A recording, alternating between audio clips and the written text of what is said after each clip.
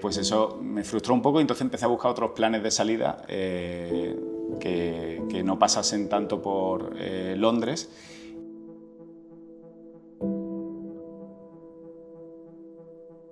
No es para lo que yo había estado preparado para esta entrevista. Y me acuerdo que entró, era una persona que había promocionado internamente también desde el almacén hasta responsable del área de e-commerce de la empresa. Y siempre me he atrevido a tomar riesgos y nunca he tenido como mucha aversión al riesgo, ¿no? Al revés, siempre me ha gustado como... Decía lo que pensaba por lo que te comentaba antes, que al final yo era arquitecto y yo estaba ahí un poco para aprender y para aportar. Y me dijeron, con el futuro prometedor a nivel profesional que te espera aquí, ¿por qué te vas, no? Y yo le dije, mira, ha llegado un momento en mi vida en el que necesito un cambio. Hoy tenemos en el podcast de la Fundación a Francisco Gutiérrez, Fran, que ya sé que todo el mundo te llama Fran. Es director general de Scalpers y miembro del consejo y ya gran amigo de la Fundación Lo que Verdad Importa. Fran ha estado apoyándonos en el proyecto que tenemos que se llama VIC, ha estado en el Sapin de Empresa y ha venido al podcast, nada más que le hemos llamado, se ha plantado aquí desde Sevilla, así que muchas gracias, Fran, Gracias por por siempre apoyarnos. Antes de empezar a hablar un poco de todo el tema más empresarial, sí que quería que ubicases un poco al público sobre quién eres tú. Eres de Sevilla, has vivido siempre allí, estudiaste allí, que nos hables un poquito de tu familia, qué carrera estudiaste después. Cuéntanos, para ponernos un poco en contexto. Muy bien, bueno, pues muchas gracias por invitarme, María. Sí, yo soy de Sevilla, mi padre es de Sevilla y mi madre es de un pueblo de Extremadura, de Monesterio, pero vengo de una familia que somos 5 hermanos, yo soy el segundo de los mayores y todos hemos nacido y todos hemos estudiado en Sevilla. Yo me eduqué en el Colegio Claret de Sevilla, que es donde estudié mis primeros años de formación hasta los 18 años, hasta que acabé el colegio. Y cuando acabé el colegio, yo no tenía muy claro mi vocación, porque no soy de esas personas que desde pequeño tenían una vocación de quiero ser médico, quiero ser abogado, o sea, no tenía como una carrera vocacional desde la infancia. Siempre he sido un niño muy activo, muy alegre y mi familia son emprendedores y son empresarios. Entonces yo en aquel momento tenía claro que a mí me gustaba el mundo de la empresa, me gustaba generar ideas y me gustaba pues intentar aportar algo a la sociedad a través de mis ideas o a través de mi forma de pensar, ¿no? Siempre creo que he tenido una mentalidad un poco americana, o no sé si ha sido porque he visto muchísimas películas americanas en mi infancia, pero yo me acuerdo que con 14 años le escribí una carta a mis padres en el jardín de mi casa, que eran 2 folios por delante y por detrás, con 14 años, y le conté por qué yo no quería estudiar una carrera. O sea, yo, como no tenía una vocación, cuando era pequeño no me sentía identificado con estudiar una carrera o con el sistema educativo que hay implantado aquí en España. Entonces yo me acuerdo que le escribí una carta y básicamente decía que todo el tiempo que yo iba a invertir estudiando una carrera era tiempo que yo me quitaba de poder trabajar, de poder aprender un oficio, de poder aportar o construir una idea propia. Pero claro, mi padre pues no tiene carrera y al final una de las obsesiones de mi padre en la educación con nosotros es que lo que él no ha tenido, sus hijos lo tengan. Entonces mi padre siempre me dijo, oye, el día de mañana tú haz lo que quieras, invierte tu tiempo en lo que quieras, pero yo necesito que estudies una carrera para que tengáis una seguridad, ¿no? Para que al final, si te van mal tus planes, si te van mal tus ambiciones, pues al final tengas un respaldo de que sabes que tienes una formación que te puede dar una oportunidad y que te puede dar una solvencia económica en el día de mañana, ¿no? Entonces, como no sabía qué estudiar, mi madre, que es arqueóloga y historiadora del arte, siempre quiso tener un hijo o una hija médico y un hijo o una hija arquitecto. Y a mí, entre las dos profesiones, por darle el gusto a mi madre, es verdad que arquitectura es la que más me llamaba la atención. Mis hermanos, la mayoría son ingenieros y yo soy el único que estudia arquitectura pues porque a mí me gustaba mucho más la parte creativa, la parte del diseño. Estudié el bachillerato de ciencias, pero siempre me había llamado la parte, pues eso, la parte más creativa, ¿no? Entonces, por darle el gusto a mi madre, y solo por darle el gusto a mi madre, porque me acuerdo que hasta el final estuve entre ingeniería industrial y arquitectura, dije, bueno, mamá, pues yo voy a hacer arquitectura. Y de hecho, la única asignatura que no se me daba bien en segundo bachillerato era dibujo técnico. O sea, que era como un poco inconcluente que justo yo, que dibujo técnico no se me daba bien, quisiese hacer arquitectura, pero yo me empeñé y al final entré en la carrera. Y durante el colegio yo nunca he sido un alumno de sobresalientes, ni he sido un alumno pues eso, que sacase muy buenas notas. Yo hacía lo mínimo para conseguir pasar y para que obviamente pudiese ir avanzando de curso sin repetir curso, ¿no? Y era un poco porque al final con esa edad pues invertía mi tiempo en cosas que me hacían más feliz, y era pues estar con mis amigos, salir, andar en moto. A mí siempre me ha encantado el motor, siempre me han encantado los deportes, entonces estar sentado delante de un libro es algo que cuando era pequeño la verdad que me costaba bastante. Pero bueno, aún así, aunque no fuese un alumno sobresaliente, fui sacando también es verdad que yo estaba en un colegio muy exigente y fui aprobando cada curso y hasta que llegó el momento de matricularme en la universidad, que como te decía, pues hice arquitectura. Y luego cuando entré en la carrera me pasó una cosa muy curiosa, y es que en la carrera sí empecé a ser un alumno de buenas notas.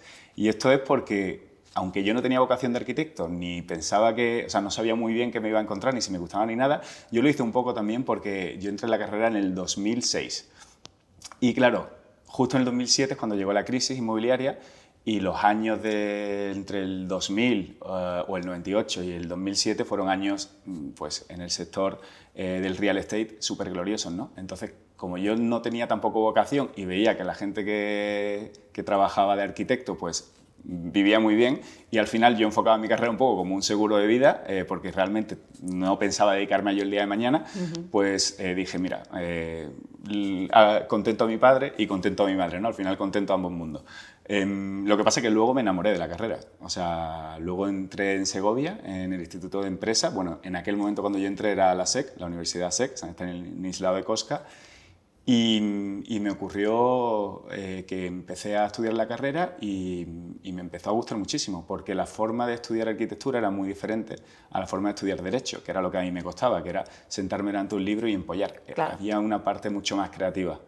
Claro, es que la parte de arquitectura al final tiene esa parte que tú tenías, ¿no? Desde pequeño. Me parece apasionante la historia que con 14 años tuvieses tan claro, ¿no? El decir, oye, es que yo tengo esta personalidad y yo sé que a mí se me da bien la parte creativa y no quiero perder el tiempo estudiando, pero bueno, al final es lo que tú dices, ¿no? También hay que hacer caso a los padres. Totalmente. Me imagino que a día de hoy no te arrepientes tampoco. No, ni mucho menos. Que la arquitectura te ha aportado muchas cosas. No estaría aquí, luego lo comentamos, pero yo no estaría aquí de no ser por la carrera que he estudiado, lo tengo clarísimo.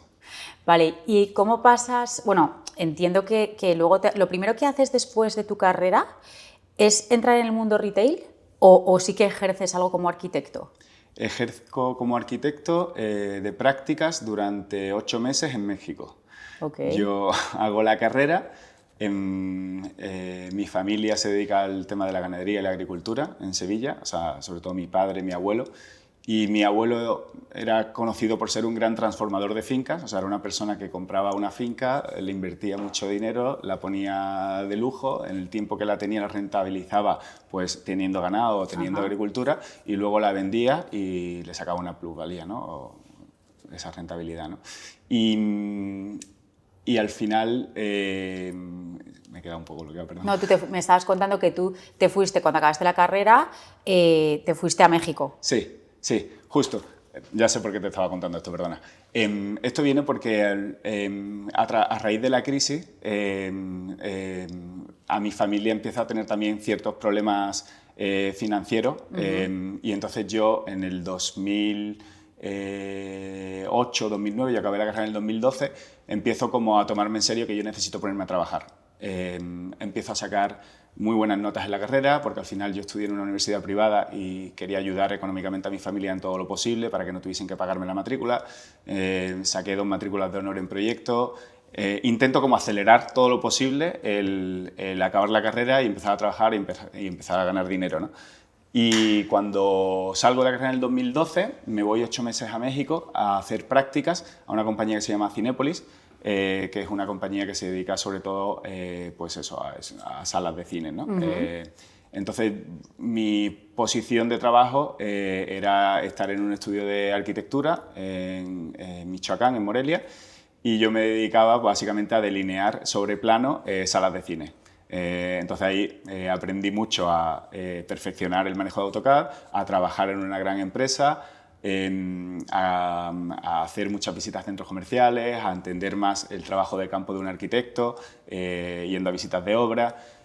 Pero aquello realmente tampoco me encantaba porque, como te decía al inicio, a mí lo que me gustaba era la parte creativa. Entonces, para mí fue una experiencia y fue una experiencia muy positiva porque viví en México 8 años, aprendí a trabajar en una gran corporación, en una gran empresa, pero yo no me sentía realizado laboralmente ni personalmente. Entonces, cuando acabaron las prácticas, volví a Sevilla y en Sevilla tuve como una disyuntiva de decir, tengo dos caminos en mi vida ahora mismo.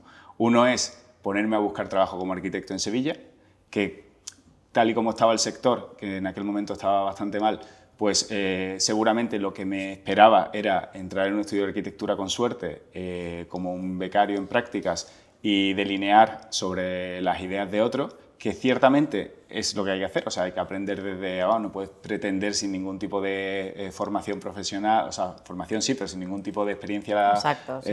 laboral y sin haber construido ningún hito achacable, pues que te dejen ya desde el inicio proyectar, ¿no? Pero como yo era muy joven y no me apetecía estar en un estudio delineando y tenía, pues eso, ganas de perfeccionar mi idioma, mejorar el inglés, seguir viviendo fuera un tiempo, yo acabé con 24 años, pues dije, me voy a Londres. Entonces yo me acuerdo que en las navidades del 2012, si no me equivoco, justo cuando volví de México, le dije a mis padres que me iba a Londres pasado mañana. Y te ibas a Londres con una mano delante y una detrás Sí, a buscar trabajo allí. Sí, justo. Sí. Y me acuerdo que llevaba 300 euros y mis padres me quisieron dar dinero, yo les dije que no me diesen dinero, que ya cuando me hiciese falta allí yo se lo pediría, que no se preocupasen. Y mi prima tenía una amiga que estaba viviendo en Londres y entonces le pedí a ver si me podía quedar con ella en su apartamento durante un tiempo. Entonces me fui a Londres y me quedé a dormir en el sofá, primero de unos amigos y luego con esta amiga de mi prima pues buscamos en plan un apartamento y nos fuimos a zona 4, donde nos íbamos todos, lejísimos del centro, a vivir. Y cuando llegué a Londres, antes de buscar trabajo de arquitecto, porque primero me tenía que construir bien mi portfolio, sabía que me iba a demorar un poco más de tiempo, como yo no quería depender económicamente de mis padres, porque soy un poco orgulloso en el sentido de que ya mis padres habían pasado por una situación financiera un poco complicada, me habían pagado una carrera que encima habían sido unos estudios privados, pues dije, yo todo lo que pueda depender de mí mismo y no hacerles tener que generar un esfuerzo extra en mí, pues mejor. Entonces apliqué a todo, a todo lo que sea. Tiendas, restaurantes, de todo. A todo. Apliqué a Pret a Manger, apliqué a McDonald's, apliqué a tiendas del grupo Inditex, a todo. Y básicamente maquillé un poco mi currículum dependiendo del sector al que aplicaba, porque al final yo era un chaval muy joven y yo lo que necesitaba era que me diesen la oportunidad. Ya. Y muchas veces suena injusto, pero cuando ven un currículum, si no conocen a la persona o si no tienen la oportunidad, pues al final es complicado, ¿no? Y la primera oportunidad yo creo que siempre es la que más vale, porque es la oportunidad que define tu recorrido dentro de ese trabajo, ¿no? Y que sigan queriendo apostar por ti o no. Entonces yo necesitaba una primera oportunidad como fuera. Y me acuerdo que puse que había trabajado en una tienda en el puerto de Santa María, que es donde veraneo, cosa que no era cierto. Puse 2 o 3 mentiras piadosas, que no eran muy graves. Que ya luego demostrarías, ¿no? Que ya luego demostraría, justo, que ya luego demostraría. Y en el centro de selección de Inditex, pues tuve la suerte de que justo cuando hicieron una entrevista grupal con otros chicos, y justo cuando yo tuve bastante iniciativa en la entrevista, porque las entrevistas grupales las hacen sobre todo para ver un poco la iniciativa de cada uno y cómo piensa cada uno. Sí. Entonces yo intenté como mantenerme activo en la entrevista para que se fijasen en mí y cuando salí me llamaron y me dijeron mañana empiezas a trabajar y empecé a trabajar en Pull&Bear de Oxford Street, vale. En la tienda de Pull&Bear. Y al final yo no entendía eso como el trabajo de mi vida, sino como un paso intermedio hacia alcanzar pues, un puesto de arquitectura en un gran estudio en Londres. Okay. Lo que ocurrió, sorpresa para mí, es que cuando empecé a trabajar, pues congenié muy bien con el resto de compañeros, formamos como una pequeña familia entre todos y nos apoyábamos muchísimo. Y luego yo soy de la personalidad que cuando estoy haciendo un trabajo intento dar lo mejor de mí, ¿no? Y me da igual que sea de pintor, me da igual que sea de camarero, me da igual que sea de cualquier puesto de trabajo, yo lo que intento es dar lo mejor de mí. porque me siento responsable de la crítica que puedan tener hacia mí, me siento responsable de el resto de mis compañeros y al final, pues cuando entré en la tienda yo me acuerdo que no sabía ni doblar una camiseta, entonces fue un poco embarazoso porque claro, al principio es como, pero tú has trabajado en tienda, sí, no te preocupes que se me ha olvidado porque llevo 3 meses, hace un tiempo que ya no practico, que no trabajo, ¿no? Pero me acuerdo que además había que doblar las camisetas poniéndoselas aquí sobre el pecho y claro, yo estaba acostumbrado cuando hacía la maleta las doblaba encima de una mesa. Entonces eso al principio me costó un poquillo cogerle el tranquillo. Y luego fuiste el más experto en doblar camisetas. Pero me puse a doblar camisetas luego en mi casa por las tardes, por las mañanas, claro, porque no tenía mucho tiempo. Digo, si doblo camisetas mal durante un mes, me van a echar, porque yo he dicho que sé doblar camisetas. Y hicisteis ahí una piña, me contabas, sí, con todo el equipo, sí. Con todo tal. ¿Y cuánto tiempo estás en tienda? ¿O cómo evoluciona luego tu trayectoria en Pool? ¿Sigues ahí más tiempo? Pues mi recorrido en Londres es curioso porque es lo que marca un poco mi futuro, realmente. Porque, como te decía, mi idea en Londres, cuando entré, era buscar trabajo como arquitecto y el tiempo que pasé en tienda, para mí iba a ser un tiempo estacional de 3 meses, 4 meses, 5 meses. Para tener dinero, para poder tener mantenerte. dinero y, in the meantime, pues, o sea, ir buscando trabajo como arquitecto. Como congenié muy bien con el ambiente y me sentía a gusto en el trabajo, cada vez me fueron dando más responsabilidad. Pues ahora el almacén, ahora la caja. Yo también le dije, oye, yo quiero aprender un poco todo lo que se hace, porque si me pones 6 meses a hacer lo mismo, me aburro. Entonces, yo hago esto y cuando lo haga bien, si puedes, dame la oportunidad y ponme en otro sitio, porque así aprendo otras cosas, ¿no? Entonces, al final en la tienda pues me quedé 1 año y 2 meses. Y me quedé 1 año y 2 meses porque, como era una flagship del grupo Inditex de Pull&Bear, pues muchas veces teníamos visitas de directores de recursos humanos de Internacional, incluso de oficinas centrales y tal. Y entonces, cuando venían los de recursos humanos, normalmente lo que hacían es conocer a la gente que trabajaba en la tienda, porque éramos muchos españoles. Y ellos tenían como un proyecto a cantera para subir a gente de tienda a oficina. Entonces yo me acuerdo que a los 3 o 4 meses, cuando ya llevaba más tiempo del debido, en una de esas visitas, una persona que ahora es íntima amiga mía, con la que guardo una magnífica relación, que se llama Julián Zahera, que era director de Recursos Humanos de Internacional de Pull&Bear, pues en la entrevista me dijo, oye, no veas esta empresa, porque claro, yo le decía, no, yo estoy aquí durante un tiempo, mi idea es buscar trabajo como arquitecto, y él me dijo, oye, no veas esta empresa como algo pasajero, porque realmente esta empresa, aunque tú veas que estás trabajando en una tienda de moda, aquí hay muchísimos sectores trabajando para la compañía y hay gente de contabilidad y finanzas, hay gente de arquitectura, hay gente de recursos humanos, entonces hay un departamento de arquitectura muy grande. Y puede que te surja la oportunidad de saltar de aquí a un puesto de arquitecto dentro de la compañía. Entonces yo me acuerdo que ese día llegué a mi casa con muchísima ilusión, llamé a mis padres, que sepáis que no estoy tanto perdiendo el tiempo aquí porque me han dicho que si sigo trabajando duro y si sigo trabajando fuerte y tal, pues que es probable que en el proyecto cantera que tiene el Grupo Inditex me asciendan a empleado dentro del Departamento de Arquitectura en Oficina Central. Entonces ahí como que me relajé un poco de buscar el trabajo como arquitecto porque dije, bueno, si aquí ya se están empezando a fijar en mí, porque él como que en esa conversación me dijo como que había tenido muy buen feedback sobre mí, que le daría mucha pena que me fuese. Sí, te puso en valor. Y que, claro, y que podía hacer como carrera dentro de la compañía. Entonces mi mentalidad cambió un poco y dije, bueno, pues ahora me voy a quedar aquí a tope, si ya trabajaba duro voy a intentar que me vean todavía mucho más y relajé un poco la parte de búsqueda de trabajo de arquitecto. Como ya sabía que me iba a quedar un poco más de tiempo, también dije, tengo que mejorar cómo vivo, ¿no? Porque para mí el hogar es fundamental y yo vivía en unas condiciones, pues, zona 4, súper alejado del centro, tardaba 1 hora en llegar, 1 hora y media a la oficina todos los días, típica casa compartida entre 7, 8 con un único baño, o sea que ya era de verdad un poco caótico, ¿no?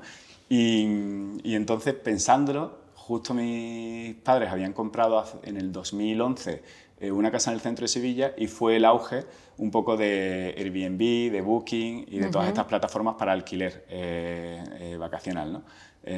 Entonces redacté un mensaje, me acuerdo perfectamente, por Airbnb a un montón de apartamentos de Airbnb de Londres y básicamente era un mensaje masivo a todo el mundo en el que yo le explicaba tengo que estar en Londres durante 7 meses, entonces no te voy a alquilar tu vivienda en un régimen de corta estadía, pero teniendo en cuenta que tienes un ratio de ocupación mensual del 80 al 85%, te vas a ahorrar los costes de limpieza, los costes de check-in, check-out, lavandería, o sea, no hace falta que entres en la casa. Y yo te pago, pues si el precio por noche por un 80% de ocupación es tanto, te pago esto menos una cantidad X, que era un 15 o un 20%, que entiendo que pueden ser similares a los gastos que tú tienes por toda esta operativa, ¿no? Vamos, imposible decir que no. Bueno, pues me dijeron que no todas. ¿Ah, sí? Todas me dijeron que no. Todas me dijeron que no. Yo súper motivado, le escribía, no sé, 40 o 50 apartamentos y todas me dijeron que no. Y yo no me puedo creer que voy a seguir viviendo aquí. Porque además yo hacía los números en mi cabeza y decía, esta casa, si sumo lo que pagamos entre todos, estamos pagando casi $6.000 al mes. Y yo dije, es imposible que esta casa, si se la alquilan a una persona local de Londres, claro, que la alquila para su familia, valga $6.000 al mes. Entonces, las típicas agencias de alquiler de Camden y tal, realmente se están llevando unas comisiones brutales.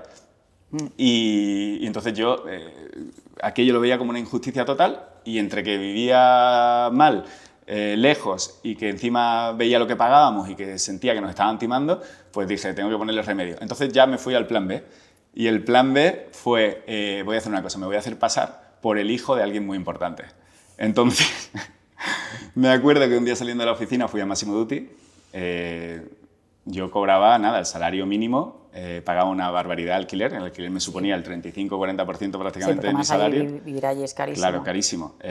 Obviamente a todos lados en metro, y muchas veces cuando me quedaba una semana o dos para acabar el mes, pues vivía aquí, intentando que llegase ya el mes y comiendo pues arroz con pollo durante una semana. Y como te decía, como tampoco quería que mis padres me ayudasen, y eso que mis padres me podían ayudar, pero yo no quería que me ayudasen, pues nada, yo era muy cabezón, soy Tauro, que creo que somos un poco cabezones. Y no te faltaban ideas. Y estaba empeñado en seguir por ahí, no. Entonces dije eso, me voy a hacer pasar por el hijo de alguien muy importante. Y suena como una película de estas de estafa de Leonardo DiCaprio, pero eso hice, me fui a Massimo Dutti, que estaba justo en la tienda pegada a la de Pull&Bear, y me compré un traje y me fui a las típicas agencias buenas, Angel & Volkers, Foxton, y a decir que yo básicamente pues, quería alquilarme una propiedad para mí solo. Entonces me acuerdo que me recogían en coche para ir a enseñarme casas y pisos por Londres, y claro, yo para no parecer que trabajaba en Pool, pues quedaba en una calle alejada de la tienda, y allí me recogían y me enseñaban casas. Y claro, yo no podía pagar esas casas, me enseñaban casas de... Pero aunque no pudiese pagarlas, ya eran casas de $2.500, $2.700, $3.000, $2.100, $2.200, y dije, o sea, joder, estas casas tienen 3 o 4 habitaciones, tienen 2 baños, y nosotros estamos pagando 6.000 y pico en zona 4. Entonces dije, nada, tengo que intentar conseguir algo que sea relativamente asequible. Y me acuerdo que conseguimos una vivienda, ahora digo conseguimos, ahora te cuento por qué, pero que valía 1.750 libras, y me la enseñaron y yo le dije, vale, me la quedo. Y entonces lo que hice fue hablar con compañeros del trabajo y con otros amigos que tenía en la ciudad, que vivían en la misma situación que yo, que vivían en zona 4 o en zona 3, pagando un alquiler compartido, y les dije, mira, vamos a tener un piso y vamos a estar como en la universidad, o sea, vamos a vivir todos en un piso de amigos, nos va a costar a cada uno menos de lo que pagábamos viviendo en zona 3, zona 4, y está en zona 0. Estaba al lado de... se llama Shepherd's la zona, pero es justo pasado Notting Hill, entre Notting Hill y Shepherd's. Estábamos más cerca casi de Notting Hill que de Shepherd's. Entonces yo tenía la línea de metro roja que me dejaba en el trabajo y tardaba como 10 minutos. Y claro, ahora empezaba la parte del papeleo, que la agencia te pide que tú tienes que demostrar que para que te alquilen esto, pues el salario que tú ganas... sí, que tienes una solvencia, una nómina exacto, X... Para te supone un 15, no me acuerdo si era un 15 o un 20% de lo que estás ganando, ¿no? Entonces ahí pues tiré un poco del apartamento este que tenía mi madre en Sevilla, y dije que yo trabajaba en remoto gestionando todo el sistema de reservas, check-in, check-out, contestando a los clientes, y que por aquello pues ganaba básicamente unos 3.200, 3.300, algo que era una cifra un poco ridícula porque era disparatada, pero tenía que sumar una cantidad de dinero que me permitiese alquilar aquello. Y luego tuve que aportar también la nómina de mi puesto de trabajo en Pool para seguir sumando cosas. Claro. Y bueno, y en principio me dijeron que sí, entonces yo ya dejé el apartamento en el que vivía y el día que me fueron a dar las llaves en la agencia, el día que me fueron a dar las llaves, yo con la maleta en la puerta de la agencia, la chica me dice que no me da las llaves. Entonces, claro, me veo en una situación de... joder, llevo 2 meses, 3 meses peleando por conseguir una casa que esté bien en el centro de Londres y ahora... Entonces yo básicamente me puse a la chica a decirle que como no me iba a dar las llaves, que ya habíamos firmado el contrato, que eso era ilegal, que no sé qué. Entonces me pasó como con sus superiores que estaban en Nueva York y me acuerdo que tuve una conversación telefónica con la directora de Foxton de no sé qué, en Nueva York, o la responsable de esta chica, y estuve hablando como media hora con ella intentándole convencer de que me tenía que dar la vivienda, que yo había firmado el contrato, que no se preocupase, que tenía dinero de sobra para pagarla, que yo ya había aportado mis nóminas y tal. Y al final me acuerdo que me dieron las llaves, me hicieron así, el momento en el que me dieron las llaves fueron, o sea, de los momentos más felices que recuerdo yo en Londres, porque de ahí empezó como una nueva vida. Nos mudamos a este piso y en ese piso éramos una familia. O sea, éramos 3 amigos, un antiguo compañero mío de carrera de arquitectura que se vino también con nosotros y estábamos genial. O sea, yo vivía en Londres en aquel momento ya mejor que como vivía en Segovia prácticamente. Y a los 8 meses o 9 meses de estar en Londres, veía que no avanzaba el tema de subir a la parte de arquitecto. ¿no? De arquitecto. Sí, justo. Entonces mis padres ya me empezaron a tirar un poco de las orejas diciéndome, oye, que al final hemos invertido dinero en una formación, en una carrera superior, ¿por qué no buscas algo como arquitecto? Y dije, vale, pues tenéis toda la razón del mundo y me tengo que poner las pilas y me tengo que poner a buscar trabajo como arquitecto. Entonces me hice un portfolio de arquitectura en una plataforma que se llama Wix, que era para montarte como tu propia página web. Y luego además hice un portfolio físico, que me acuerdo que cada portfolio me costó como 40 o 50 libras. Y a todos los estudios de arquitectura tipo Zaha Hadid, Norman Foster, que había en Londres, pues le mandé un sobre con el portfolio y una carta de por qué tenían que contratarme y apliqué también por correo y poniéndole el link al portfolio mío. Y me acuerdo que el portfolio se llamaba Oarquia y sucedió que no me llamó nadie. Entonces, típico que pasa, que lo intentas y no, a veces no se abren las puertas, ¿no? Entonces eso me generó un poco de frustración y dije, joder, después de que me he gastado un dinero, de que le he puesto todo mi cariño, le he puesto todo mi entusiasmo para que me contraten y no me han dado ni siquiera respuesta, o sea, que ni siquiera me contestaron al email, ¿no? Pues eso me frustró un poco y entonces empecé a buscar otros planes de salida que no pasasen tanto por Londres.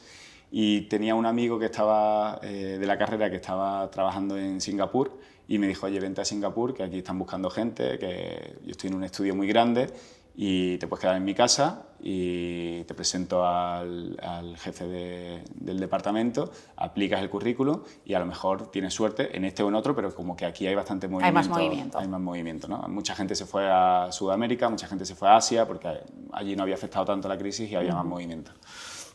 Y al año o al año y un mes fue ya cuando tomé la decisión de irme.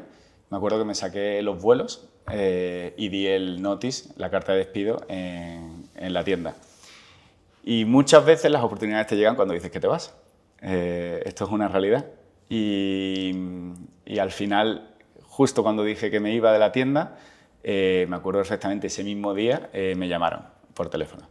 Y me dijeron, oye, nos han contactado de servicios centrales, de oficina de recursos humanos y que te quieren hacer una entrevista. Entonces, al día siguiente volví a ir al centro de selección de Regent Street, que es donde apliqué inicialmente para trabajar en tienda, y hice la entrevista con la directora de recursos humanos de oficina. Y la entrevista fue como muy por la parte personal y no tanto por la parte profesional, que a mí me llamó mucho la atención, porque justo aquí que hablamos mucho de valores y de cuáles son los valores que te han inculcado en tu familia o en tu colegio,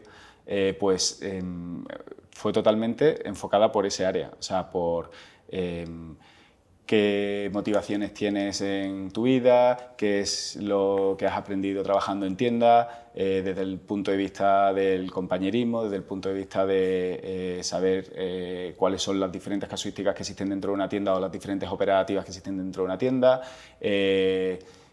pero todo como cuáles son tus aficiones, qué te motiva a ti en la vida. Entonces yo allí pues fui muy transparente y les dije que el tiempo en tienda había estado fenomenal, pero que yo al final necesitaba seguir creciendo y que obviamente teniendo una carrera de grado superior como arquitecto, pues que no me veía allí tampoco mucho más tiempo y que por eso había tomado la decisión de irme, que no era porque estuviese mal, ni mucho menos, al revés, yo estaba feliz y estaba contento. Sí que querías crecer. Pero que, claro, necesitaba crecer y enfocarme un poco también hacia lo que había estudiado.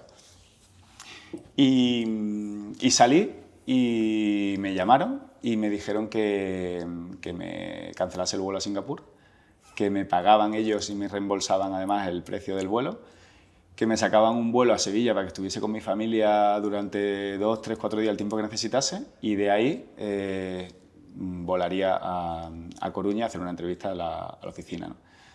Entonces, claro, yo hablé con mis padres y les dije, oye, me ha surgido esta oportunidad de hacer una entrevista en oficina, después del año y 2 meses o año y mes y medio ya que llevaba en tienda, voy a ver qué tal suena, porque pues me sentía como en gratitud también de que se hubiesen fijado en mí, que me hubiesen elegido a mí para hacer este proceso de selección, ¿no? Porque éramos muchísima gente en tienda. Y me fui a Sevilla, estuve con mi familia un fin de semana, me fui a Coruña y no sabía lo que me iba a encontrar. Yo siempre pensé que era para un puesto de arquitecto, siempre. Y luego surgió que cuando llegué a hacer la entrevista, primero entra la persona de recursos humanos, tiene un one-to-one conmigo, pues eso, ¿cómo estás? ¿Qué tal es la tienda? ¿Qué tal el viaje? Bueno, te voy a presentar ahora al responsable del área de e-commerce, de venta online de Pool. Y yo me quedé allí como... No, que te has equivocado, que no soy yo, claro, soy otro. Creo que es otra persona. Sí, es que es para un puesto de Product Manager online. Claro, entonces, aquello por un lado me surgía como la curiosidad y por otro lado como que también me generó mucha confusión, porque no es para lo que yo había estado preparado para esta entrevista.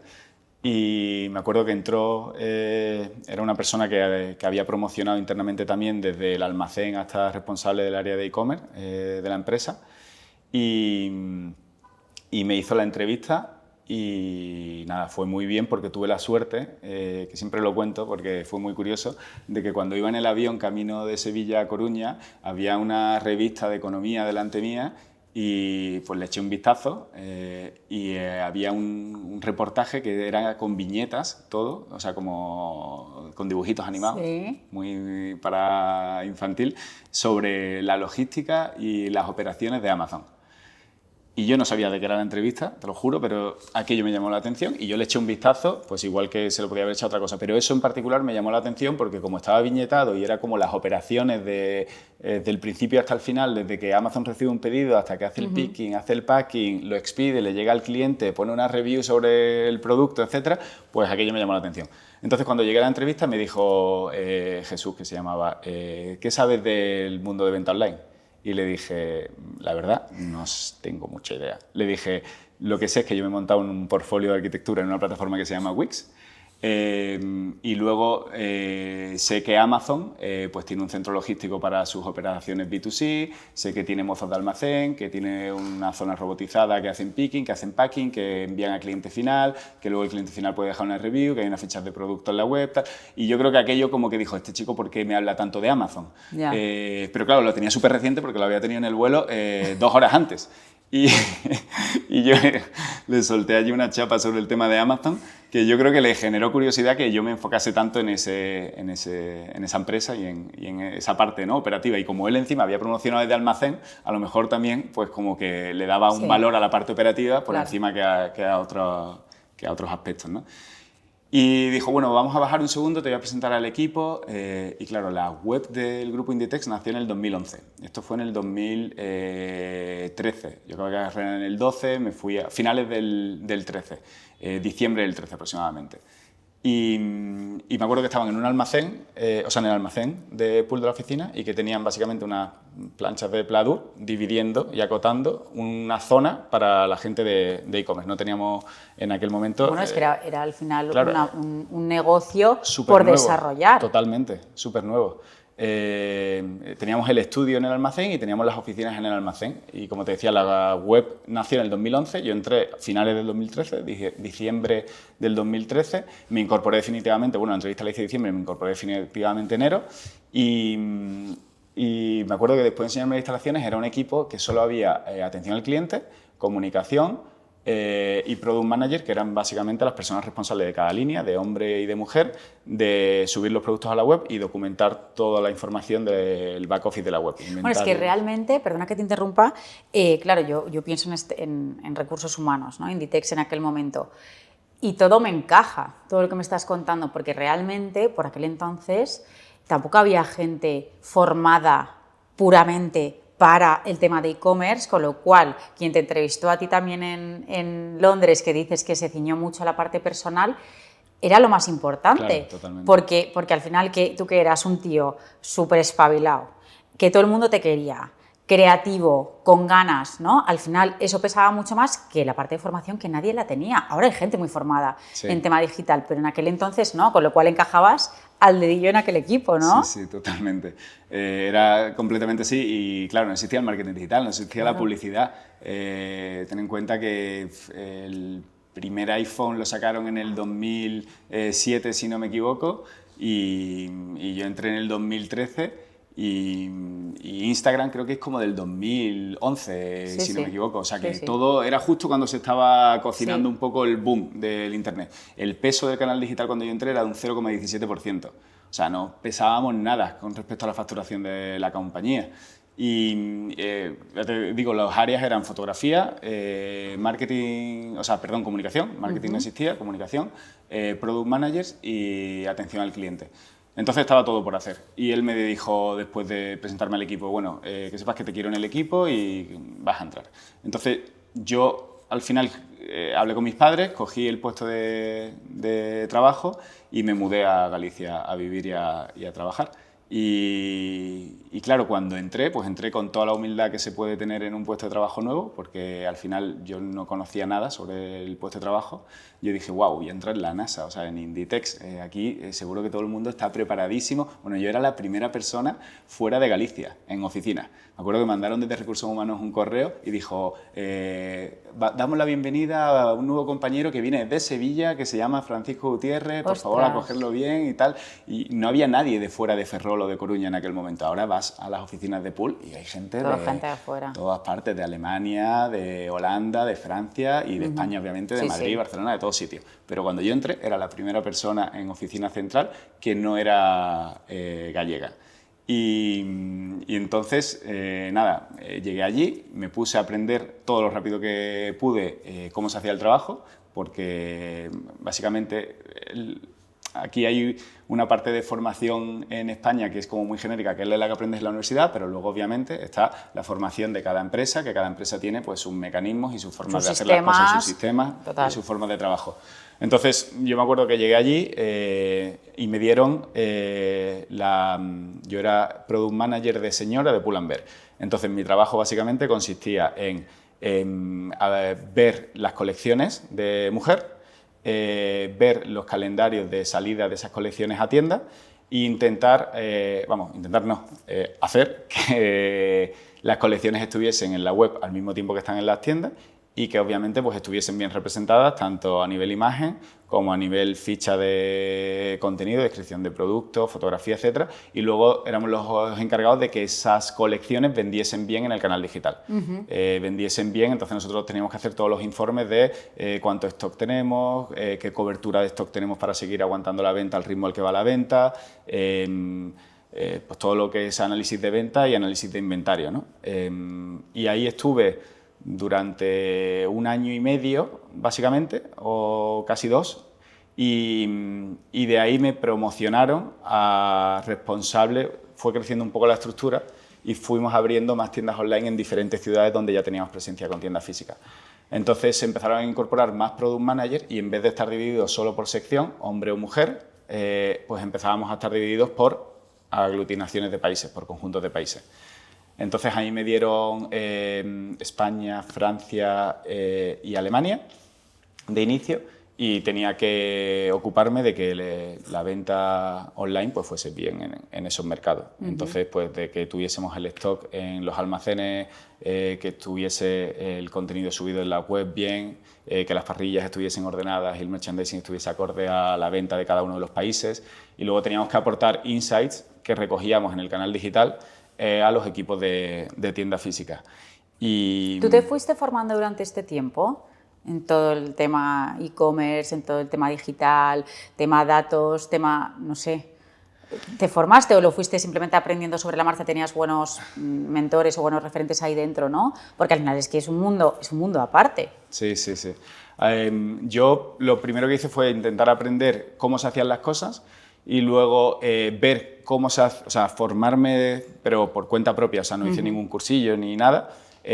Formarme o aprender o leer mucho de cómo se hacían las cosas en otros sitios también. Porque al final cuando estás en una compañía estás muy viciado por cómo se hacen las cosas y muchas veces tienes que mirar al exterior para ver qué está haciendo o la competencia o incluso otros sectores diferentes de los que puedes coger ideas, ¿no? para tu sector. Sí, pero que para ti es un referente porque lo hacen bien, tienen buen hacer y ya está, Justo, y es fijarte en... Justo. Entonces lo primero que hice fue aprender a hacer lo que se suponía que yo tenía que hacer en mi día a día lo mejor posible.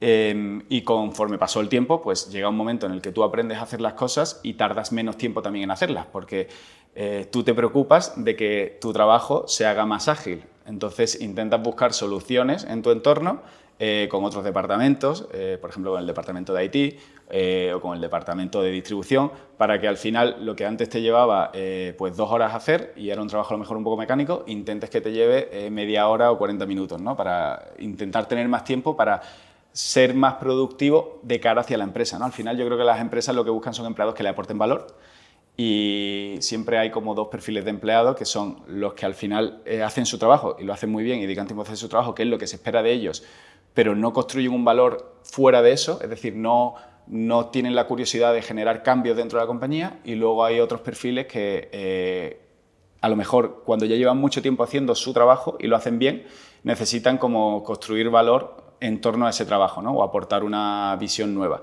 Y yo, como soy muy curioso, que el refranero español siempre digo que es muy malo, ¿no? Porque es como la curiosidad mató al gato. Bueno, si no hubiésemos sido curiosos no hubiésemos descubierto América. O sea, yo creo que la curiosidad es súper sana. Lo que no se puede es entrar en un puesto de trabajo y desde el primer día hacer muchas preguntas o ser súper curioso. Primero hay que entrar con humildad, trabajar, aprender a hacer lo que se supone que te han encargado que tienes que hacer lo mejor posible y cuando tú ya te hayas ganado una credibilidad y tus responsables te hayan puesto en una posición de que tienes cierta autoridad porque sabes de lo que hablas y no dices cosas por decir como para generar cambios en la compañía, pues es el momento en el que tienes que dar el salto y tienes que empezar a construir un valor adicional.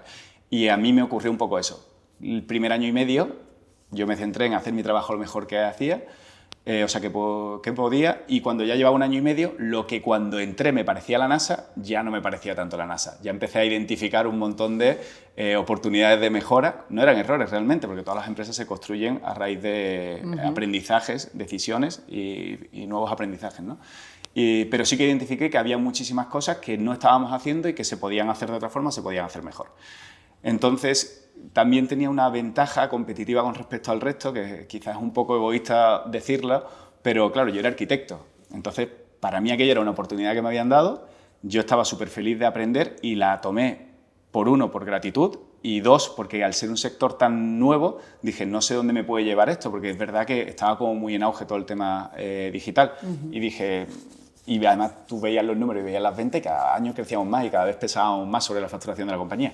Entonces dije, bueno, pues voy a intentar aprender todo lo que pueda de esto, pero como no es mi profesión y tampoco es lo que espera ni mi familia, ni en un principio era lo que yo esperaba mí, pues cuando ya sepa hacer bien el trabajo, voy a intentar hacer algo de verdad que me haga sentirme bien, ¿no? Y para yo sentirme bien necesito generar valor para la empresa y que no me vean como una persona que está ahí y es un número, sino que de verdad vean que yo puedo construir algo para ellos y que puedo generar cambios. Bueno, al final querías entrar un poco más en la parte estratégica, ¿no? Justo. y ocurrió que después de estar en este puesto de Country Manager de países, ahí ya la estructura iba creciendo, el peso del canal digital iba creciendo, ya estábamos en torno al 7%, ya empezaba a hablarse de toda la parte de análisis de datos, toda la parte de SEO, SEM, publicidad digital, empezaban las empresas a invertir ya en Facebook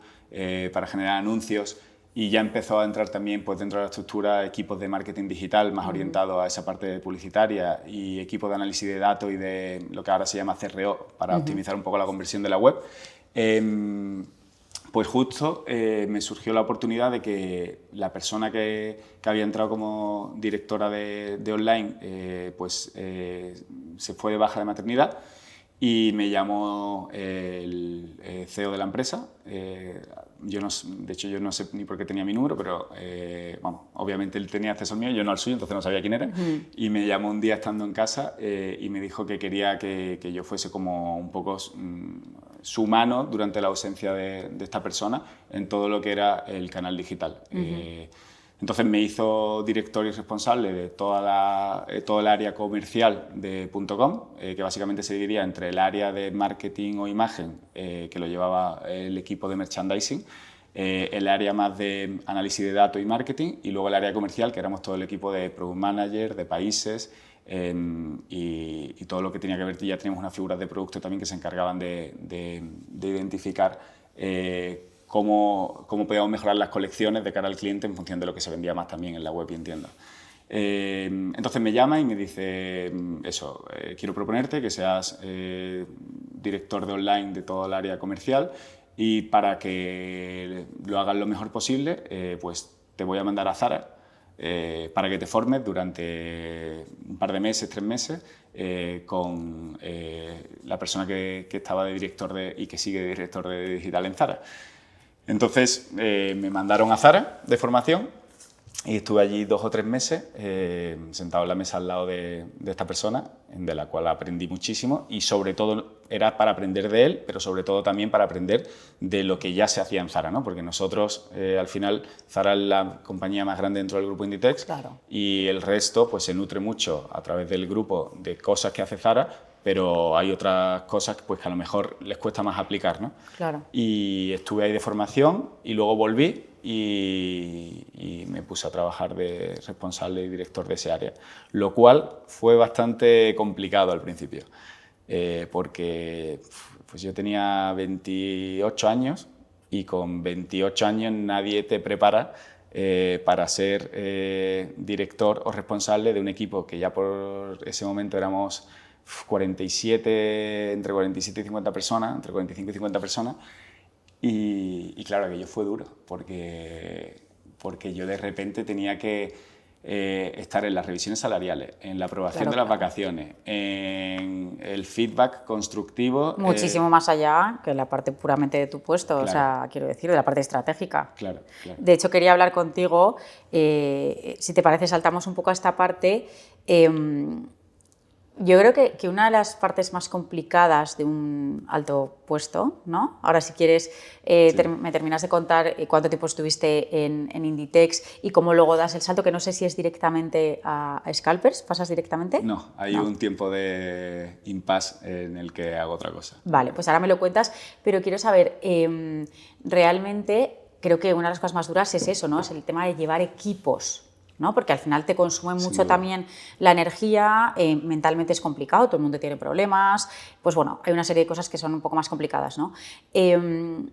Tú, tras esa experiencia y ahora en Scalpers, que entiendo que pues, obviamente llevas a mucha más gente todavía, ¿cuáles son para ti las características o los valores que debe tener un buen líder con todo lo que has aprendido tú ahora?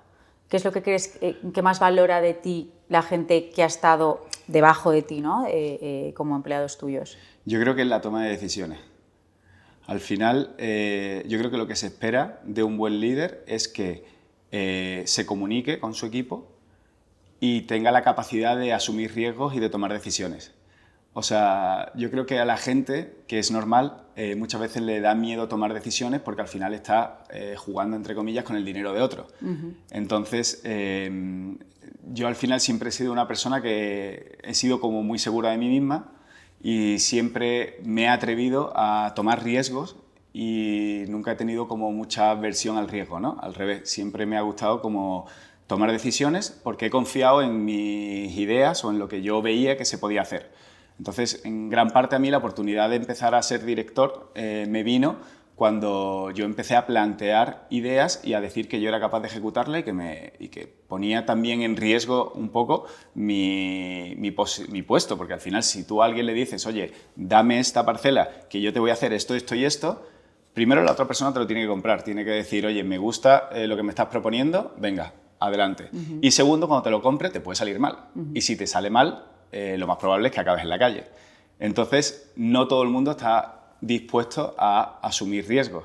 Yo creo que la parte más importante es eso, comunicación hacia abajo y luego que te vean sólido y firme en tu visión, es decir, que tú tengas una visión, que la compartas con ellos y que esa visión la evangelices tanto que al final a ellos le entre y se la crean. O sea, tienen que confiar que lo que tú estás haciendo es lo adecuado, porque si la gente que está debajo tuya piensa que las decisiones que estás tomando no son acertadas o no comparten tu visión, lo más probable es que no estén implicados y lo más probable es que al final tú no consigas, porque tú solo no puedes conseguir nada, siempre necesitas de un equipo para conseguir algo, lo más probable es que al final tú no consigas tus objetivos, ¿no? Entonces, a mí la oportunidad me vino porque cuando estábamos sentados con el director general de Pool, yo decía siempre lo que pensaba y no todo el mundo decía lo que pensaba.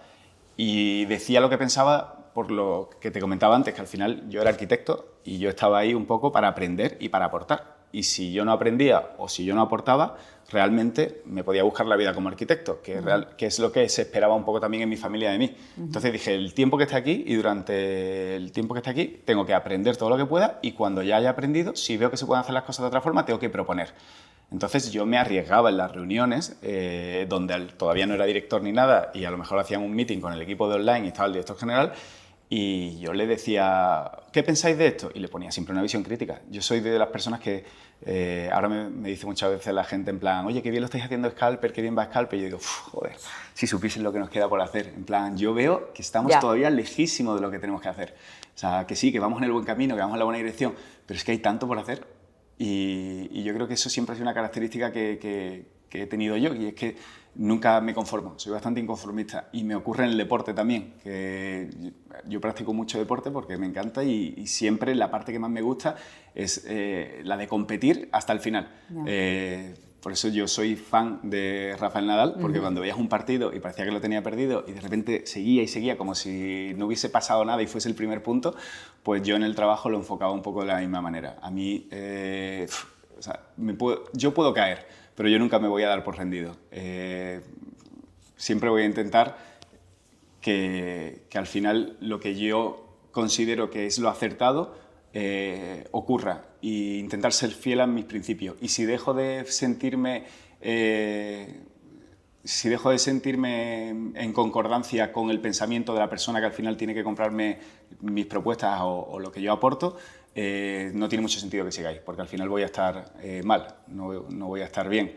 Entonces, a mí lo que me surgió es que cuando empecé a proponer ideas y empecé a proponer otros caminos, la persona que tenía que tomar la decisión o que tenía que decir si eso le parecía bien o no, pues me compraba mis ideas, ¿no? Entiendo que obviamente también tú eres una persona, bueno, por lo poco que te conozco, que al final los valores que te definen, pues es eso, ¿no? Eres una persona muy leal a lo que haces, si crees en lo que haces, que te esfuerzas muchísimo. O sea, yo creo que algo que te define por lo que estás diciendo es como el esfuerzo y la constancia, ¿no? Que creo que al final es un trabajo, se valora también un montón.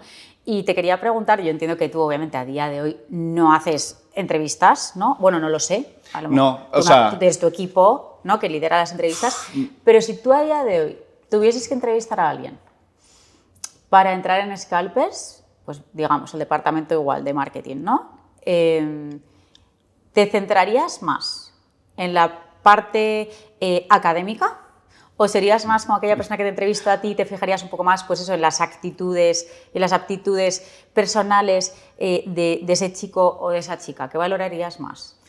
Yo sí, o sea, hago entrevistas, lo que pasa es que suelo estar en el segundo proceso, pero a todo el mundo, ahora ya no, porque ahora ya no puedo, pero hasta hace muy poquito a todo el mundo que entraba en el equipo intentaba hacerle yo, por lo menos conocerlo, o sea, por lo menos tener una charla de 10-15 minutos. Y eso que comentas cambia mucho la prioridad que le das a una palanca o a otra en función de la compañía en la que estés, sobre todo en el momento de madurez en el que esté la compañía. Es decir, está la palanca personal, que es súper importante, la palanca de los principios que tiene esa persona, los valores, realmente cómo piensa esa persona, o sea, intentar entender cómo piensa esa persona. Y luego está la parte, obviamente, del currículum, que es importantísima también, porque pues, si una persona tiene una formación académica y más aún, y más importante, tiene una formación profesional que te pueda aportar conocimiento para el puesto en el que lo vas a contratar, pues es bienvenida. Pero si tiene todo eso y no tiene la parte de la cultura o no tiene la parte de los valores que tenemos dentro de la compañía... Y va más por ahí. O sea, dos personas con la misma formación académica... Siempre va a premiar la mentalidad de esa persona. Que sea alguien inquieto, sí, ¿no? Que sea alguien, sí, pues en este departamento a lo mejor de marketing, alguien creativo, joder, alguien echado para adelante, sí, que al final también hagas un poco clic. Es que sí, también en las entrevistas tienes que hacer clic con las totalmente, personas, ¿no? Yo creo que es muy totalmente, importante. Totalmente. Y antes, Fran, nos quedamos en que tú continúas en Pool con este nuevo puesto. ¿Cuánto tiempo estás ahí? Y luego me dices que hay un impasse Sí. desde que terminas Pool hasta que entras en Scalpers. ¿Qué sucede en ese tiempo? ¿Por qué te vas de Pool o qué te pasa? Sucede que entro en un estrés muy grande y me llega la crisis de los 30 y me planteo si tiene sentido seguir por ese camino o no. Yo creo que al final cuando tú estás en un puesto de trabajo y estás viviendo en una ciudad, más aún si no es la tuya, ese barco va en una dirección y llega un momento que el barco ves que él no va a cambiar de rumbo, entonces si tú quieres cambiar de rumbo o te bajas o vas a acabar viéndote con 40, 50, 60 años en un modelo de vida construido que ha sido por inercia de hacia donde te llevaba ese barco. Y a mí lo que me ocurrió en Inditex fue un poco eso. Yo llegué a un punto en el que cuando empecé a asumir más responsabilidades, mi tiempo se empleó principalmente en trabajo. Y muchas veces la gente cuando me ve dice, joder, con 28 años en aquel momento y director del departamento. O cuando entré en Scalper, joder, con 30 años y director de todo este área. ¿Cómo lo has hecho? Digo, bueno, es que yo he estado sacrificando muchísimo mi tiempo. El tiempo que tú quizás has compartido con tu familia, con tus amigos, con tu pareja, yo lo he sacrificado por trabajo.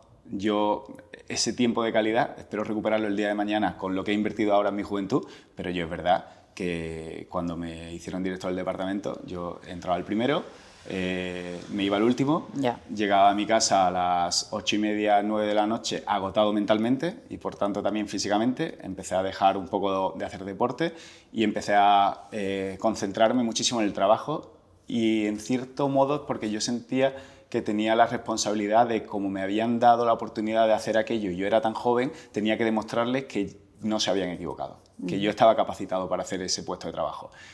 Y eso hizo que dedicase muchísimo tiempo al trabajo. Y viajaba mucho, me iba muy tarde a la oficina y entonces llegó el momento de que cumplí 30 años y me planteé un poco las cosas y dije, oye, a ver, es verdad que aquí me están yendo muy bien las cosas desde el punto de vista profesional, es verdad que la compañía... Es la mejor, vamos, la más grande... Sí. Y que es verdad que es una compañía que tiene muy buenos valores, que tiene un equipo humano impresionante, que congenias con todo el mundo porque allí sí que hacen también muy bien la parte de proceso de selección, de intentar que la gente que entre comparta una cultura y comparta una forma de entender la vida. Y en ese sentido estaba muy a gusto, pero luego yo veía hacia dónde progresaba mi carrera y decía, ¿realmente yo quiero ser director de una empresa como esta, vivir en Galicia, casarme en Galicia, tener hijos en Galicia y verme el día de mañana aquí? Cuando mi inquietud desde pequeño siempre había sido el no ser nunca trabajador por cuenta ajena y el ser emprendedor y el montar yo mi propio negocio.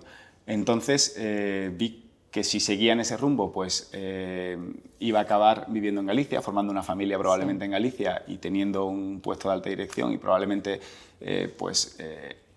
en el sentido económico me iría bien, pero en el sentido humano no sé si era lo más Bueno, que tú no te para mí. sentías pleno, que no Justo. era, en ese momento tuviste claro que no era, Justo. tenía cosas buenas, pero no era lo que tú querías. Justo.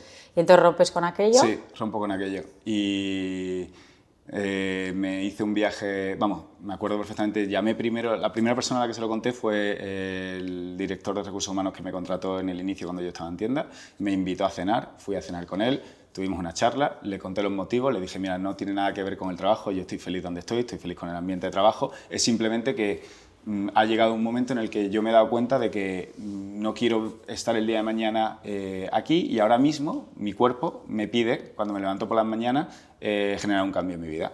Y me pide volver a Sevilla, estar también con mi familia. Yo tengo una hermana que tiene 10 años menos que yo y me fui cuando tenía 3 años y he estado 12 años hasta que he vuelto a Sevilla fuera, por lo tanto me he perdido 15, o sea, me he perdido 12 años, pero que cuando ya volví tenía 15. Digo, joder, cómo pasa el tiempo, ¿no? Yeah.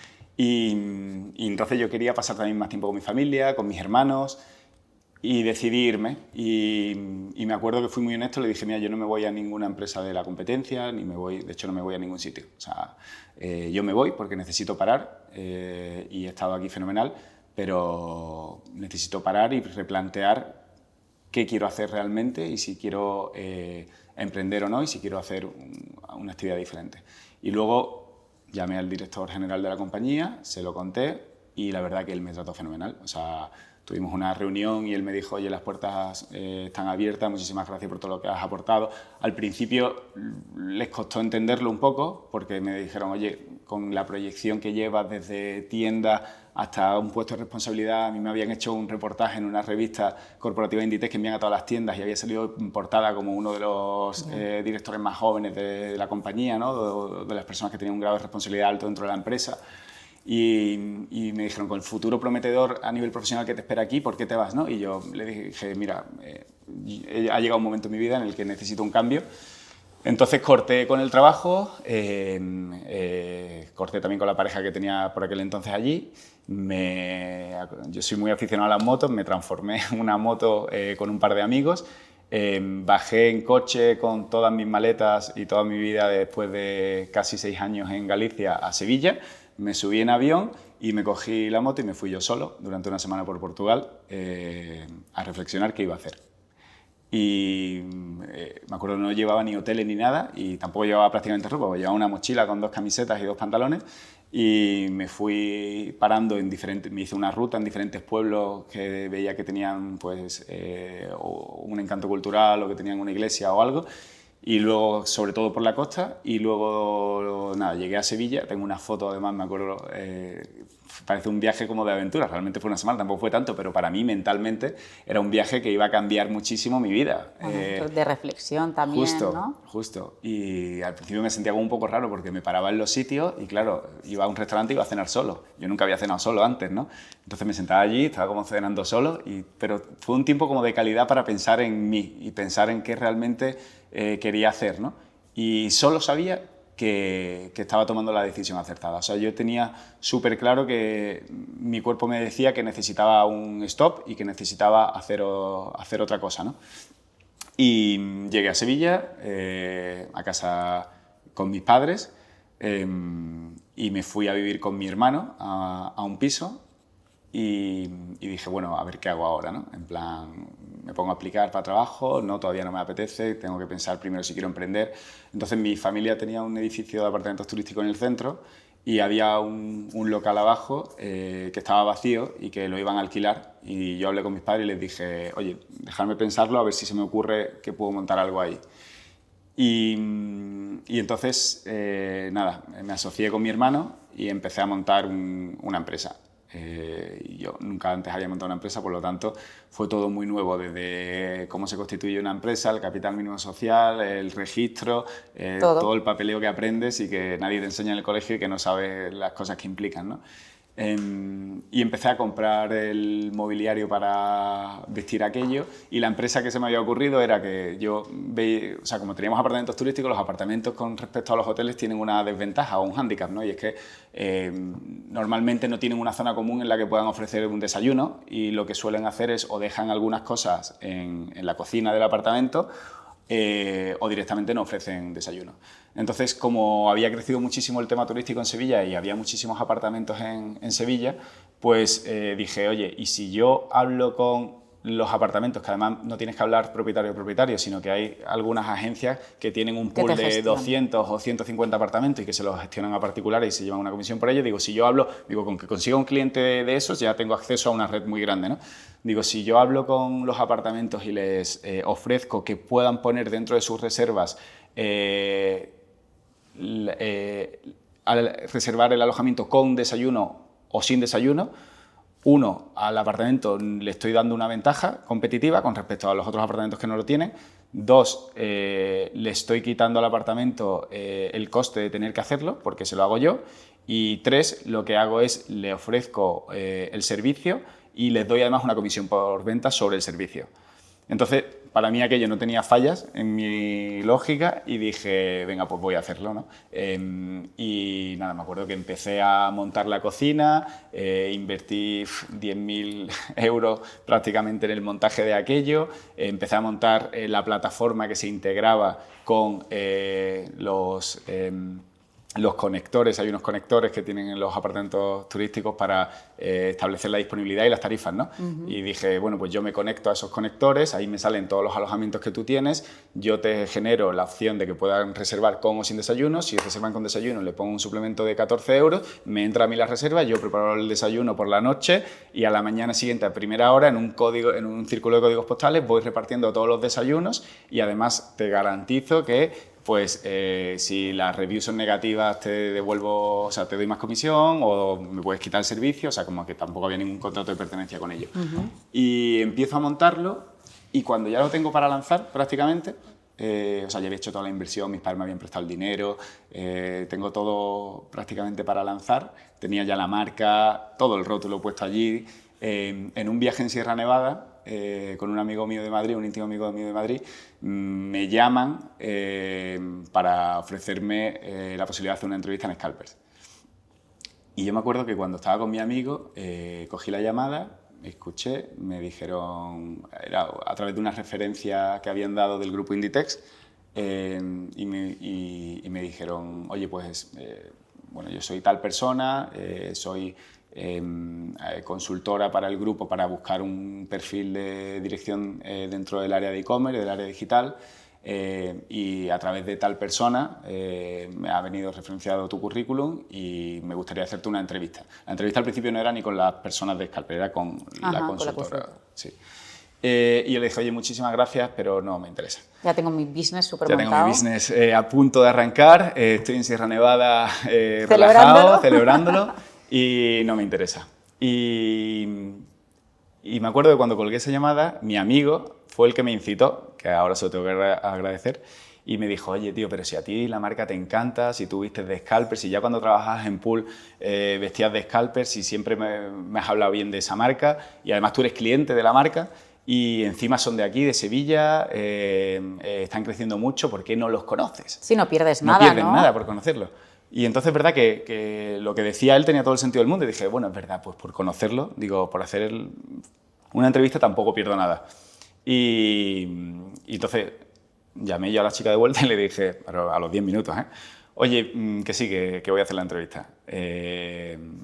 Y nada, me citó un día para hacer una videoconferencia, llegué a mi casa, que yo, como te decía, vivía con mi hermano, hice la entrevista y me pasaron a la siguiente ronda. Y ya la siguiente ronda era con los fundadores de la empresa, en las oficinas.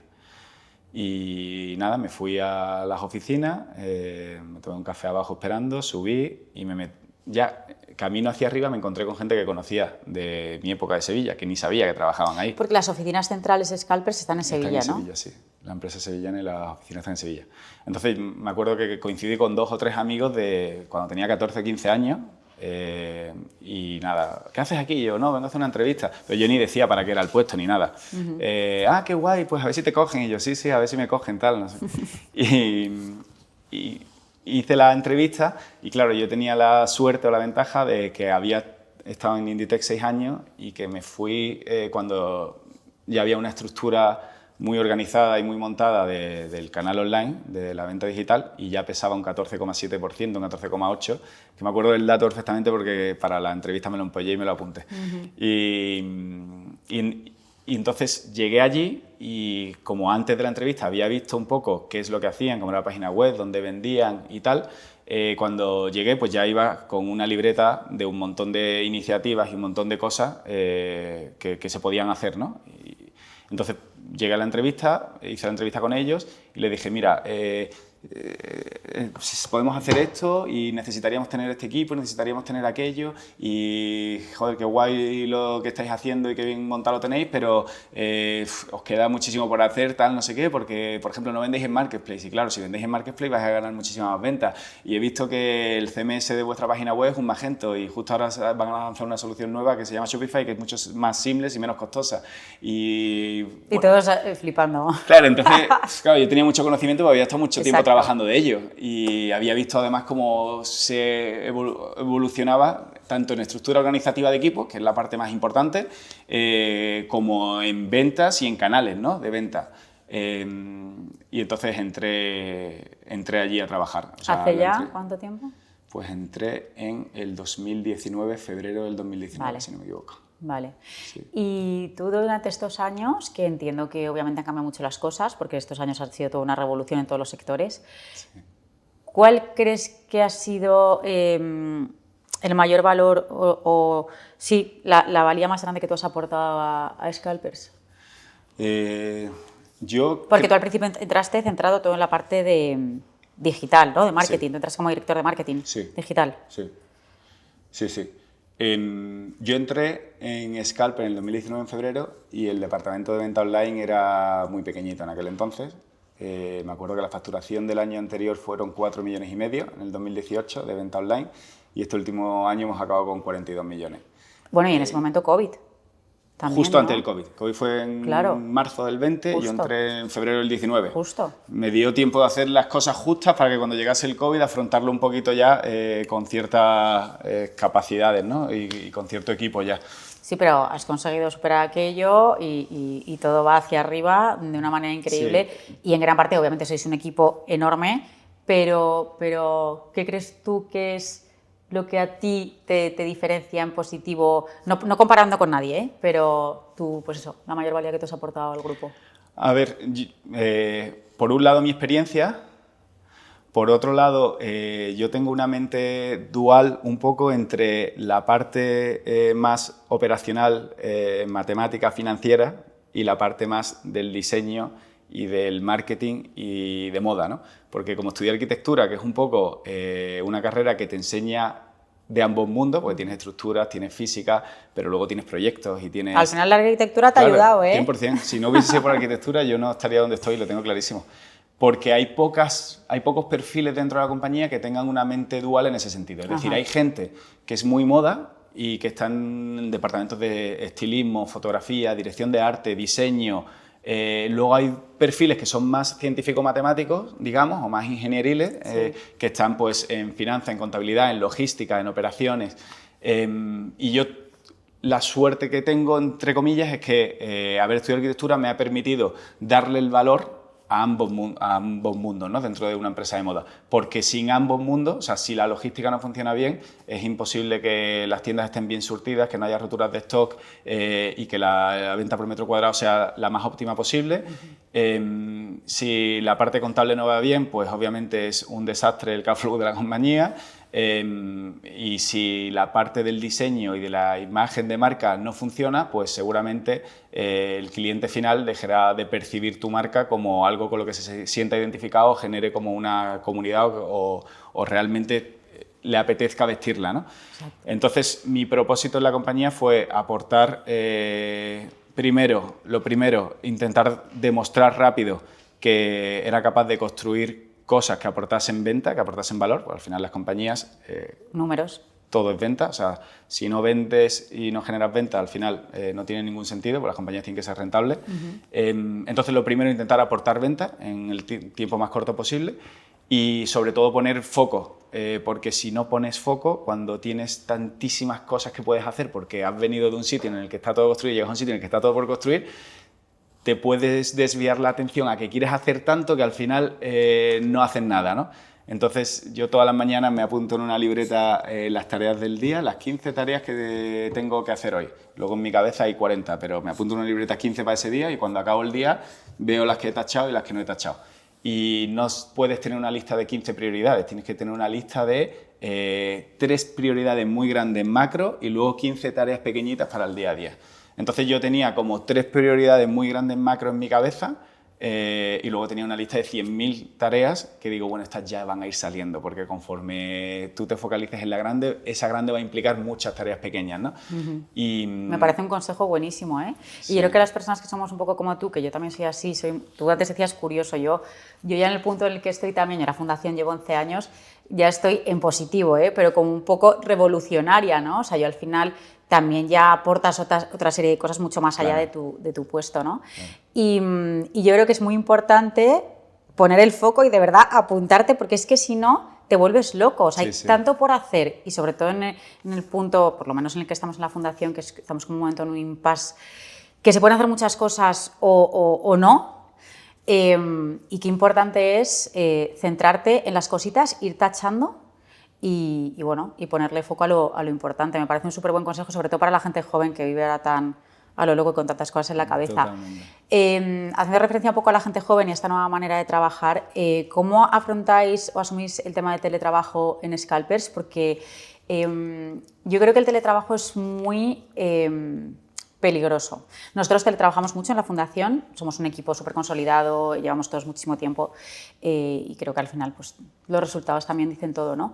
Pero yo creo que al final con el teletrabajo es peligroso en la parte personal, porque al final nunca desconectas, pero incluso te vas de vacaciones, yo acabo de estar en mi viaje de los 40 con mis mejores amigas y te juro que estábamos de vacaciones, oye, me cojo estos días de vacaciones, ¿no? Yo no soy la directora general de la fundación, yo soy la responsable de directora de comunicación, yo no tengo que estar en mis días de vacaciones, pero ahora tienes otra sensación y creo que es por el tema del teletrabajo, que tienes que estar siempre conectado, que tienes que estar siempre atento y creo que es un poco complicado de gestionar. ¿Vosotros cómo lo hacéis? ¿Hay teletrabajo? ¿No?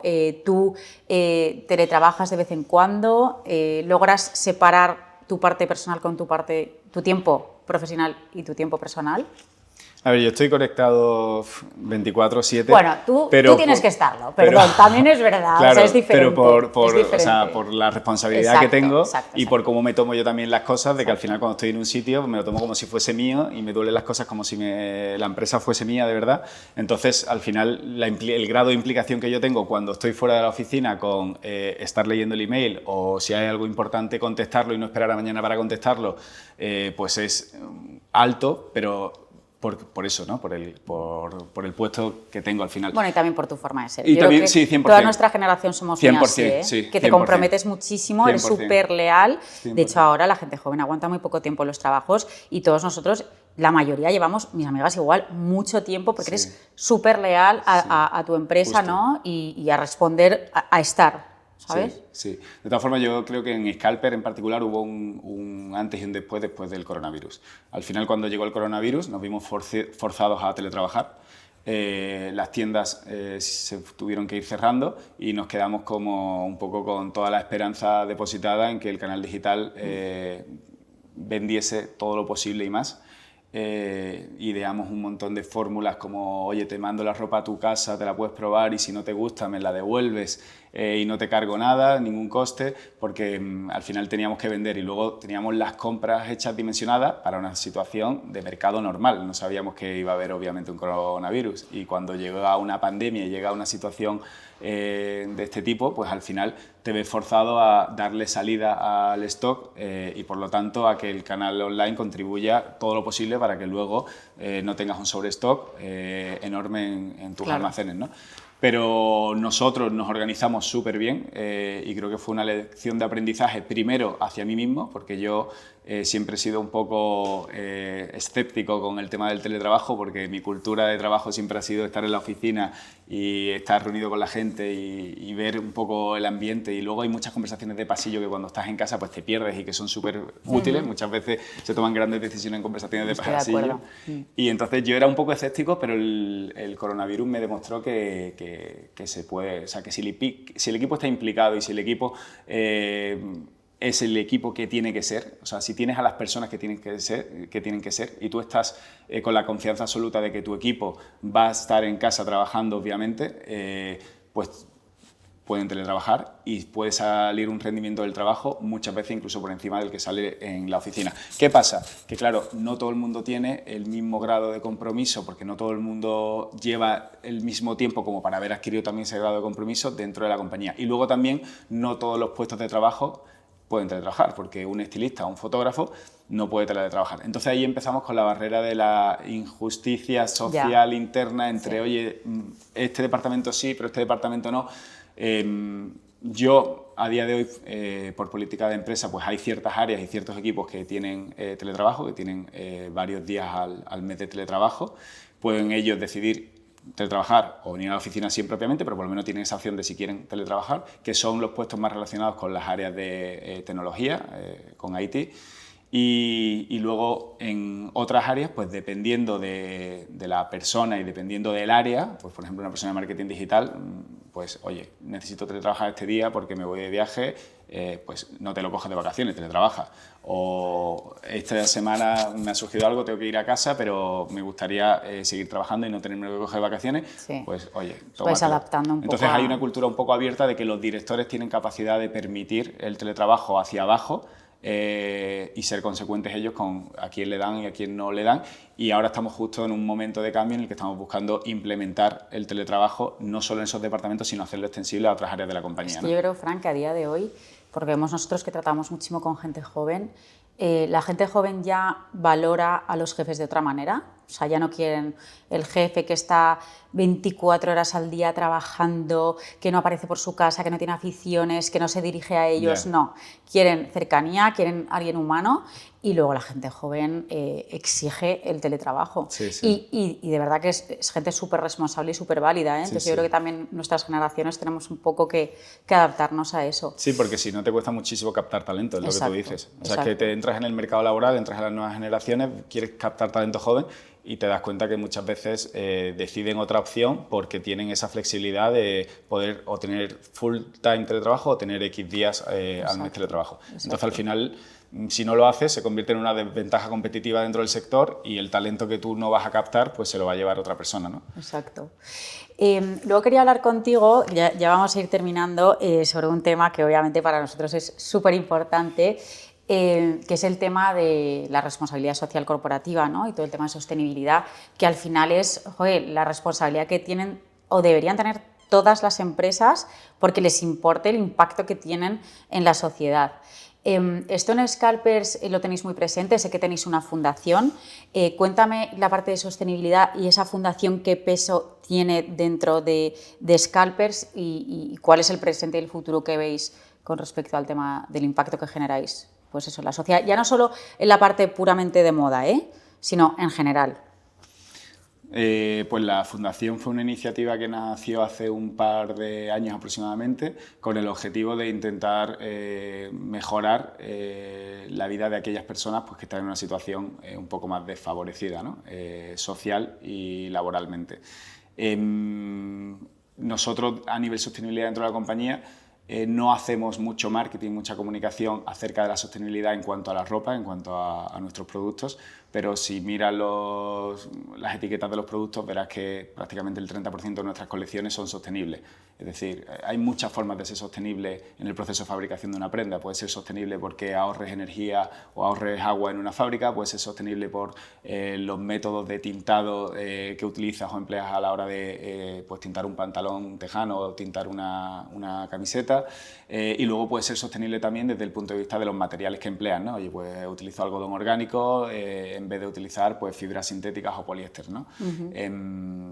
Nosotros ahí en la parte de producto el 30% aproximadamente de la oferta es sostenible y luego desde la parte de la fundación pues lo que estamos buscando es cada vez darle más peso y más notoriedad a la fundación y tenemos un equipo de 2 personas y ese equipo pues está trabajando muchísimo a su vez con otras fundaciones o con otras causas sociales para intentar desde la compañía aportar nuestro granito de arena a la sociedad en la medida en la que podamos, ¿no? Y ahí tenemos ahora mismo pues como un reto muy grande con la fundación de 2-3 años vista, pues construir una cantidad de proyectos que ojalá vayan saliendo todos y vayan fenomenal. Y la verdad que hay mucha esperanza internamente en la compañía y sobre todo genera mucha ilusión también a nivel cultura con el resto de los empleados, ¿no? Saber que la compañía se involucra con la sociedad de algún modo y no mira solo la parte pues operativa de la venta de retail de sus productos, ¿no? Sino que una vez ha conseguido cierta dimensión intenta aportar un valor más allá Exacto. del valor que pueda aportar como marca. Exacto. Es que yo creo que al final todas las empresas, es verdad que ahora el tema del RSC no está como muy interiorizado en el mundo de la empresa, pero sí que hay veces que ves, y a lo mejor está muy mal dicho que yo lo comente, pero es verdad que se nota mucho que empresas lo hacen por imagen y que empresas lo hacen 100%. porque de verdad sienten que tienen esa responsabilidad, ¿no? Y me encanta ver que empresas como Scalpers, que ya tenéis un peso súper importante, realmente os creéis que queréis dar la importancia, ¿no?, a esa fundación, a esos proyectos y a poder ayudar, que al final pues son muchísimas fundaciones os necesitamos, ¿no? Así que por la parte que toca a todo el tercer sector, muchas gracias. Quería preguntarte, la pregunta que hacemos siempre a todos nuestros invitados, ¿qué es para ti lo que de verdad te importa? Yo creo que en mi caso lo que de verdad importa y a lo que yo más valor le doy es a la familia. O sea, yo creo que las personas es lo que realmente aportan valor en todo, en tu vida. Tu pareja, tus padres, tus hermanos y en el ambiente laboral las personas con las que te rodeas son las personas que te ayudan a construir éxitos, que no son éxitos al final tuyos, sino que son éxitos compartidos y a que las compañías crezcan y a que se puedan generar nuevas oportunidades también y nuevos puestos de trabajo para que más gente pues, crezca con la compañía, ¿no? Y en mi caso, si tuviese que decirte una cosa, sería la familia. Yo me he casado hace poco, me he casado hace 3 meses y antes mi familia era un círculo más cerrado, ahora mi familia es un círculo más amplio porque es mi pareja y mi familia política. Y a mí lo que más feliz me hace cuando salgo del trabajo y llego a mi casa es pues encontrarme a mi pareja, hablar con mi madre, hablar con mi padre. Yo todo el apoyo emocional más grande en mi vida lo he conseguido gracias a mi familia y en parte una de las decisiones más importantes o una de las palancas decisoras más importantes a la hora de tomar la decisión de volver a Sevilla a los 30 años fue ese. Es verdad que lo has dicho. Me ha parecido muy bonito lo que has contado de tu hermana, porque yo a mi hermana pequeña le saco también 12 años, así que entiendo perfectamente lo que dices. Quería leer algo que estuve el otro día mirando en Gemini. ¿Quién es Francisco Gutiérrez? Y te voy a leer lo que pone. Francisco Gutiérrez representa al nuevo perfil de líder digital ejecutivo, con formación sólida, experiencia internacional, enfoque en e-commerce y talento humano. Su gestión ha sido crucial para convertir a Scalpers en lo que ahora conocemos. Yo creo que, vamos, no hay mejor definición que esta y yo he subrayado en amarillo lo del talento humano. Quería darte las gracias otra vez por siempre decir que sí a la fundación, porque es una gozada ver a alguien tan joven, tan formado, tan inquieto y tan buena persona como tú y tan cercano. Así que muchísimas gracias por estar en el podcast. Gracias a vosotros por invitarme. Muchas gracias, Fran. Qué guay. Oye, qué conversación más guay, ¿no? Oye, le he dado muchas vueltas a todo para adelante, para atrás. Hemos aprendido